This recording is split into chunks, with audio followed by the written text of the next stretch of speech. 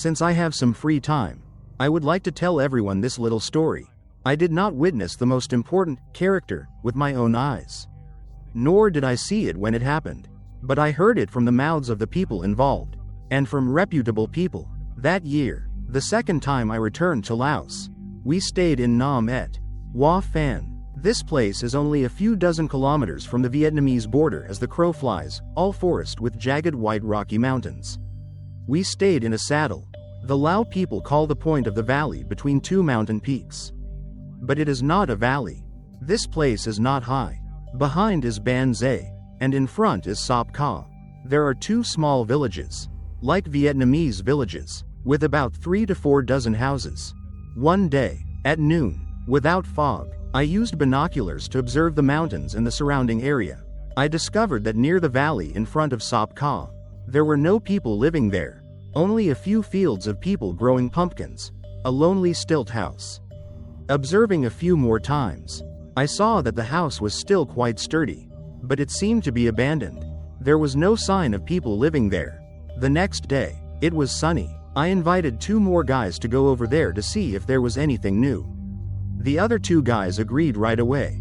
Looking through binoculars, it was close, but going from one side to the other was quite tiring. We had to go down to the ravine and climb back up. When we got close, we shouted with joy because we saw many pear trees, big fruits, falling at the base. But first we still had to go into the house to see if anyone was there. Because the surrounding area was a very nice gentle slope and it didn't look like an abandoned place. We got close to the house, but didn't go up because according to their custom, if the house had an owner, they couldn't go up the stairs without permission. The guys standing below howled for a while. There was no sign of response.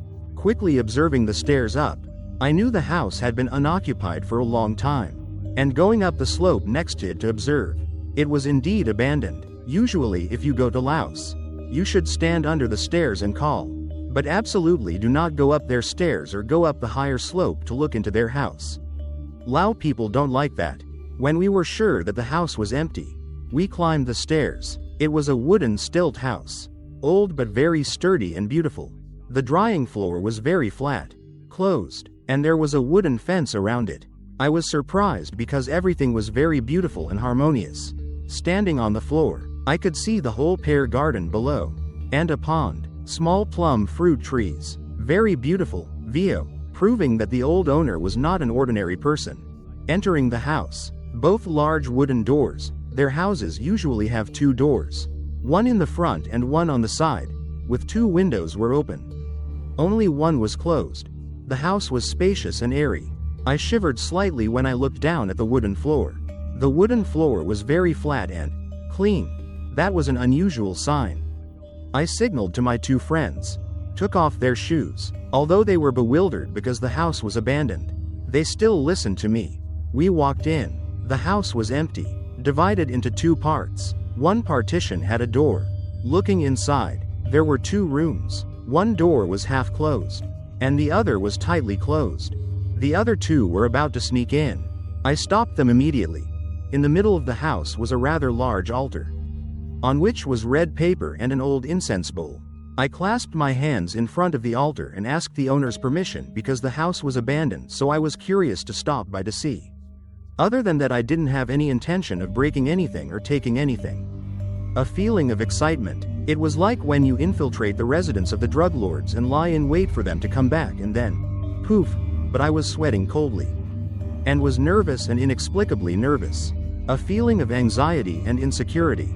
Not just me, the other 2 were too. We looked at each other and nodded to signal. Bang! Withdraw. Down the stairs, a guy whispered in my ear, "Do you find this house strange?" I felt it was heavy somehow. I nodded in agreement and said nothing.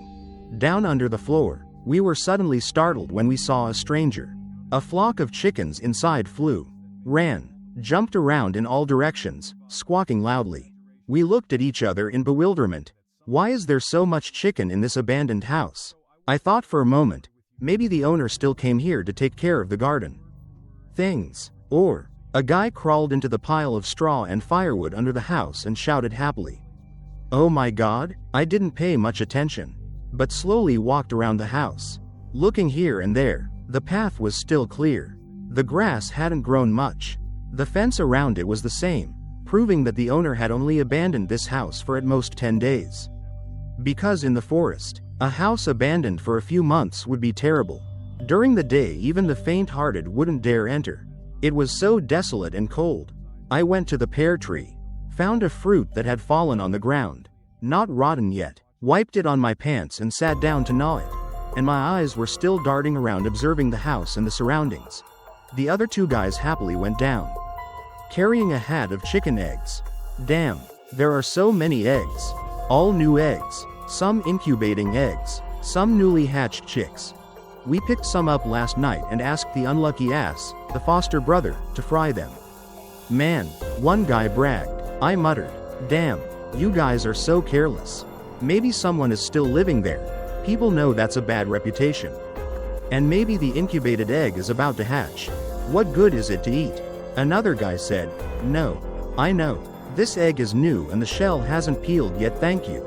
Then he happily took out a dagger, punctured the eggshell and sucked it, then praised, oh, new egg, so delicious. I felt strange inside, so I told the two of them, okay, pick some pears and leave. Guys, I feel a bit creepy here. One of them was grinning. Ghosts? You're not scared of. What are you scared of? We trudged down the valley. Back, I clasped my hands and asked them for some pears, some eggs, and apologized if I did anything wrong, and they didn't agree. Then we all left. At the foot of the mountain valley, we waded through a shallow stream to the other side of the valley and climbed back up to where we were staying.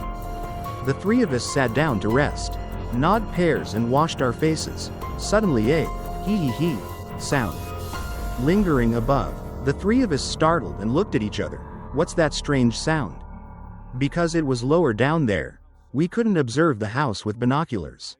So we just wondered what the animal was calling, then climbed the mountain together to return to our accommodation. It wasn't until 4 o'clock in the afternoon when we arrived.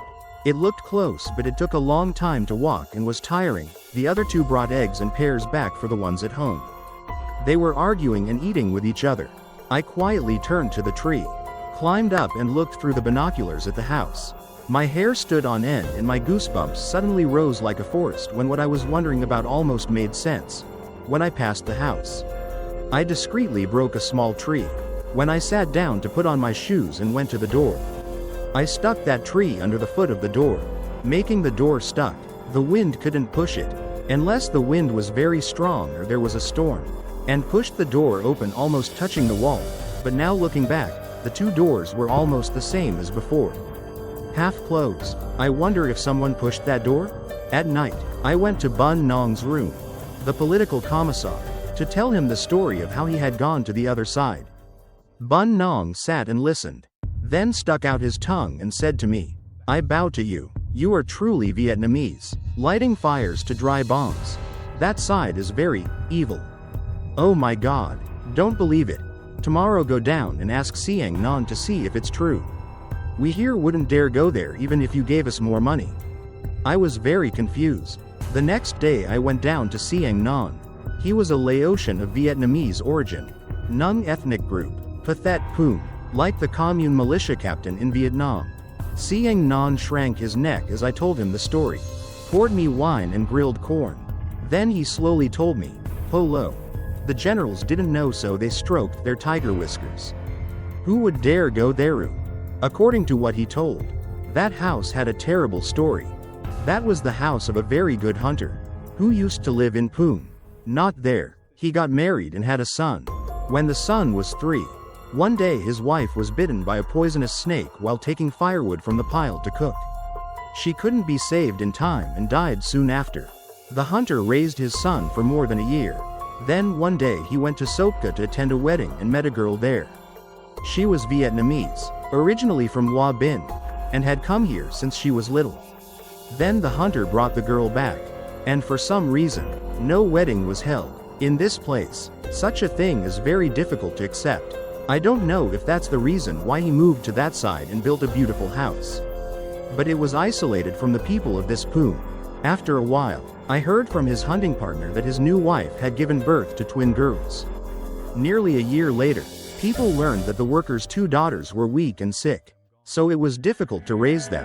They were close in age but still had to lie in a cradle. Eat thin porridge and breast milk. The worker was sad or something. From a healthy person, he became thin and pale like a leaf. Occasionally, people saw his wife going to the market on this side to buy food. She was a beautiful girl, plump and rosy. She smiled at everyone she met but rarely talked to others. One day, when the worker's wife said she was going to get medicine for her children in Sopka, according to her. In the morning around 9 a.m., a strange old man with a boy about 9 o'clock or 10 years old suddenly appeared downstairs. The old man, a small man with a scarf wrapped around his head, waved the worker down, pointed a finger at his forehead and asked, "Is it hot?" The worker was scared because his whole body was burning hot. The old man told him to go upstairs and open the curtain covering his child's cradle to see. The worker listened and quickly opened the curtain to see. The 2 children were just 2 bundles of smelly rags wrapped around them.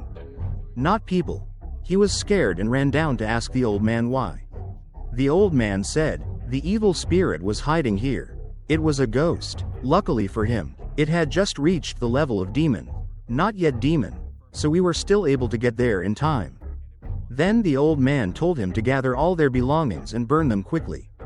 The cradle and 2 bundles of rags and bring them outside. The carpenter hurriedly did as he was told. When everything had just burned, the sky turned dark. The old man leisurely went up to the floor with the boy and the carpenter and his father.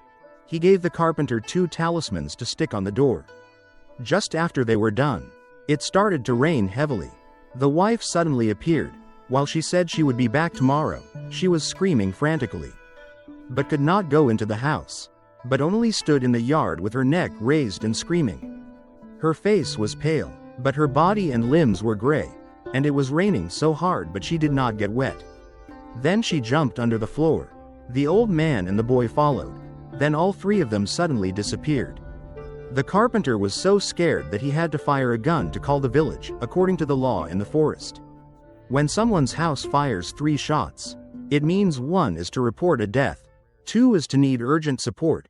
The Poom people and their friends hurriedly braved the rain to take the father and son to Poom. He was sick and in a coma for 5 days, then mute and unable to speak, and became absent-minded. However, luckily, the son was not hurt at all. According to his story at that time, as a child under 10 years old, the stepmother was very strange, often making sounds like a monkey. But the father, the worker, still understood. They communicated with each other through sounds, and that she did not eat rice, only ate raw chicken, and never bathed. No matter how cold it was at night, she did not dare to sit near the fire. One time, accidentally, while sleeping, he suddenly woke up and saw his stepmother sitting with her head tilted back as if laughing and her 2 hands waving as if dancing. Below her feet were 2 younger siblings walking crookedly, swaying. They looked like humans, only their eyes were very big. I saw with my own eyes. The father and son. The son was about my age, which means the story happened a long time ago. But one thing is, when I came to that house, it was still very new. It didn't seem like it had been abandoned for a long time, and the grass around it was the same. The wooden floor was abandoned but still shiny and clean. That house had ghosts living in it. An old person pointed that out to me. I was very concerned about the truth of the story. It sounded fantastic, but it was told by very reputable people, and lying or making up stories was taboo for them. I also saw with my own eyes the 2 witnesses of the story. They were still alive. I also went up to that house. This was by accident. But if I had known, I would have prepared better and gone there differently. That is what I saw and heard. If anyone knows about this story, can you tell me more about the whole story?